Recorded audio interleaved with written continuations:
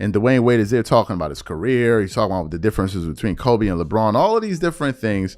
And then they asked him to kind of take us behind the curtains of what that process was like, you know, him being the man of the Miami Heat in that city, to now bringing in LeBron James and now trying to take on a role player's role or something like that, or be the Robin to his Batman and all of that. And he was discussing the difficulty of what that decision entailed and how everybody didn't want it. And then he got to the end, he was like, nobody wanted this move.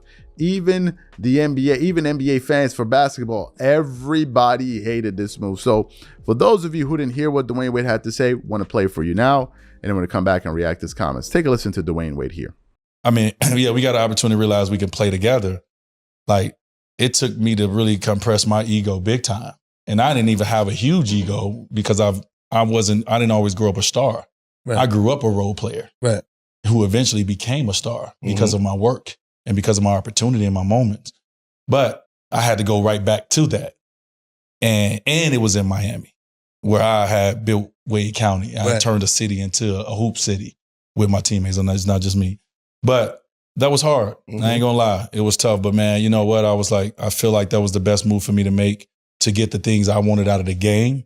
And what I wanted out of the game was I wanted them Larry O'Brien trophies, man. Yes. You know what I'm saying? I wanted it because I already had one. And I knew that feeling. And I was like, I need that again.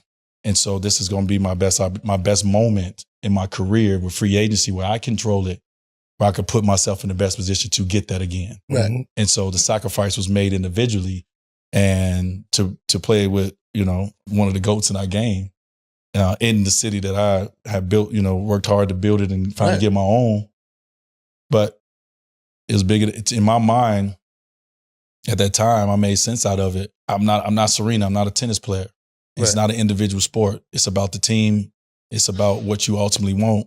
And this is the best opportunity to get that. And so you're going to figure it out.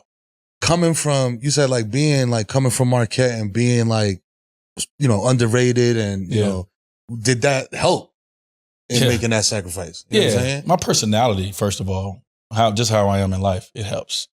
You know what I mean? Like you got to know who you are. And so I knew that my personality, even though I have an alpha personality, I also understand how to, you know, look at perspective and look on the other side and move to the side. Like I got that ability to be able to sometimes take a break and look, you know what I'm saying, around and see. Some people who are so great, they just looking this way.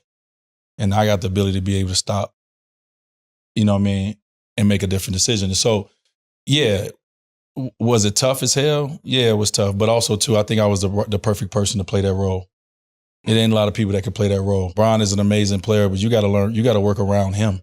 Right. And to work with him. And so, as you see, in the first years we were together, we did everything together. Right. We did every interview together, every press conference. Every time you seen him, you seen me. Because we had to be so lockstep because I knew everybody was going. Nobody wanted it. My team didn't want it. My family didn't want it. They were pissed. Bron team didn't want it. No one wanted that to happen. The game of basketball didn't want it to happen. So I made sure I linked myself with Bron even more because I knew we had to be so tight, or it was going to be a failure. So you heard what Dwyane Wade had to say. Now, what he didn't mention there, but it was something that he mentioned in the past when he had a sit down with Paul Gasol and some other NBA great. I think Dirk Nowitzki was there. I think Steve Nash was there. What he didn't reveal in this particular soundbite was the motivation. He spoke about wanting to win a ring and all of that, but he didn't really get to the heart of why he wanted to do that.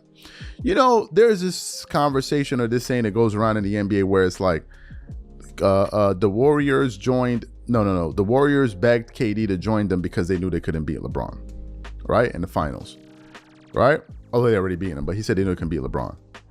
So they needed to get him out of fear of knowing they can't beat LeBron. Well, the reason that these guys decided to join together was because there was a day when Dwyane Wade had just finished watching Kobe Bryant win his 5th championship.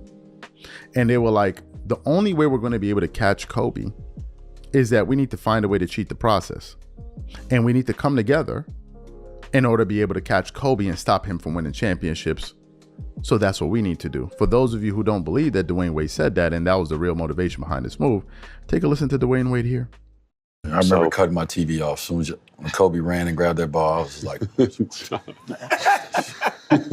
LeBron. All right, LeBron. Especially losing against them before. CV, I ain't lying to you. I'm not lying to you. I cut the TV off when I watched that and I watched Kobe run and grab the ball and celebrate. I was like,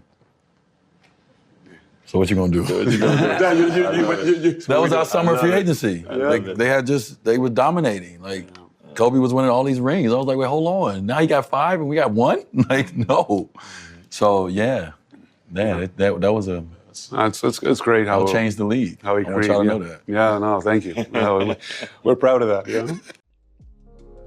So you heard Dwyane Wade himself.